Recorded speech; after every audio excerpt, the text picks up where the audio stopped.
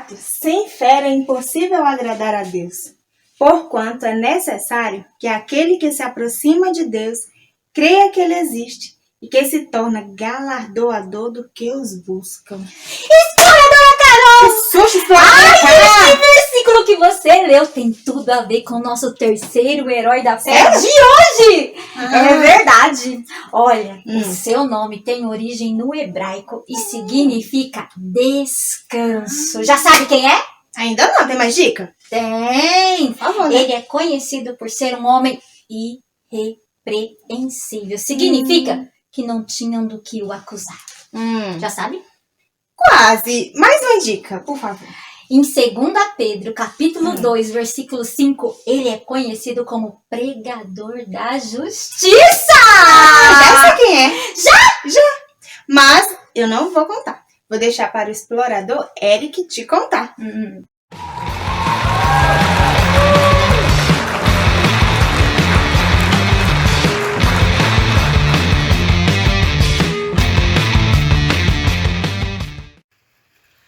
A Bíblia relata, lá em Gênesis, que havia uma época em que a terra ela estava cheia de maldade, tinha muito pecado. As pessoas eram muito maldosas, não tinham temor com Deus.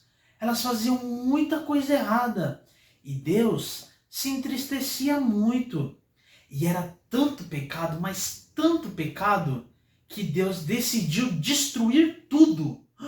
Deus decidiu destruir tudo de tão pecaminoso que estava aquela época.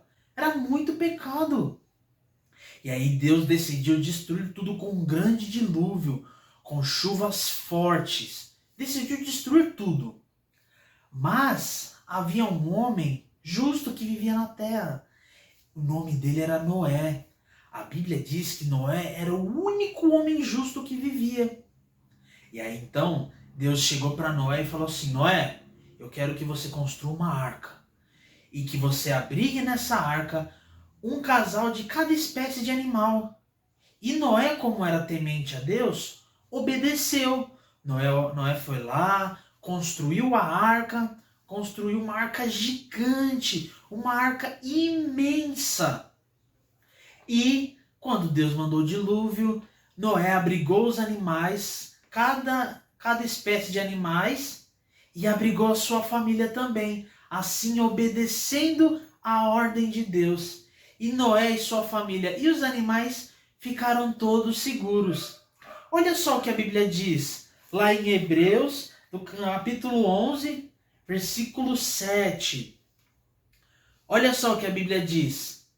Pela fé, Noé, divinamente avisado das coisas que ainda não se viam, temeu para a salvação da sua família, preparou a arca, pela qual condenou o mundo e foi feito herdeiro da justiça, que é segundo a fé. Exploradora K, eu tenho certeza que o nosso herói da igreja de hoje se espelhou em Noé.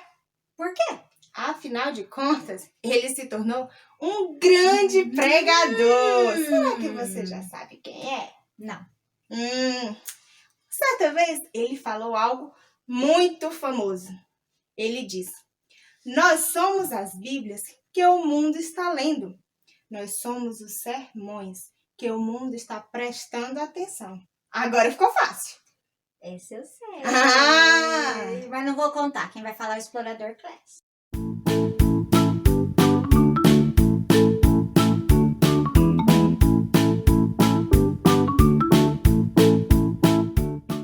Olá pessoal, tudo bem com vocês? Hoje nós vamos falar daquele que sem dúvidas é um dos maiores evangelistas da história do cristianismo, William Franklin Graham Jr., mais conhecido como Billy Graham. Billy Graham nasceu em uma fazenda em 1918 na Carolina do Norte.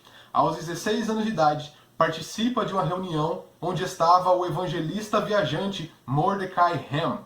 Nesta reunião, ele entrega a sua vida a Jesus, reconhecendo como seu único e suficiente Salvador. Desde então, ele vai cursar teologia e finalizando o seu curso em 1939, e logo em seguida já é convidado a pastorear uma igreja batista. Por causa do fim da Segunda Guerra Mundial, O contexto era de pessoas desesperadas, apavoradas e com muito medo. Por causa disso, Billy Graham começa a pregar a mensagem do Evangelho, mensagem esta que ele leva e continua pregando todo o restante da sua vida. E a mensagem era simples e única, que Jesus Cristo é a única esperança e é o único caminho de salvação. Ele tinha um jeito muito simples e muito direto de pregar, e uma estratégia mais simples ainda. Sua estratégia nada mais era que escolher um local grande e aberto, onde várias e várias pessoas pudessem se reunir para ouvir a mensagem de salvação do Evangelho.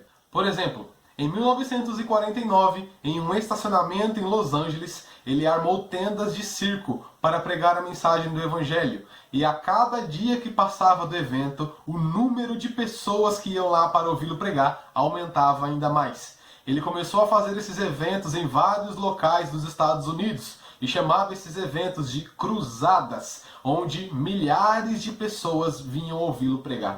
A simplicidade com que pregava o Evangelho e a firmeza e a clareza com que vivia o Evangelho fez com que o número de pessoas aumentasse cada vez mais. Chegou a certo ponto de reservarem estádios e esses estádios ficarem lotados de pessoas para ouvirem a pregação do Evangelho que seria pregada por Billy Graham. Acredita-se que naquela época, cerca de aproximadamente 3 milhões de pessoas entregaram sua vida a Jesus através de uma pregação de Billy Graham. Outra estratégia que ele tinha para pregar o Evangelho era utilizar as tecnologias da época. Por exemplo, quando o rádio se tornou o meio de comunicação mais ouvido, ele começou a transmitir a mensagem no rádio.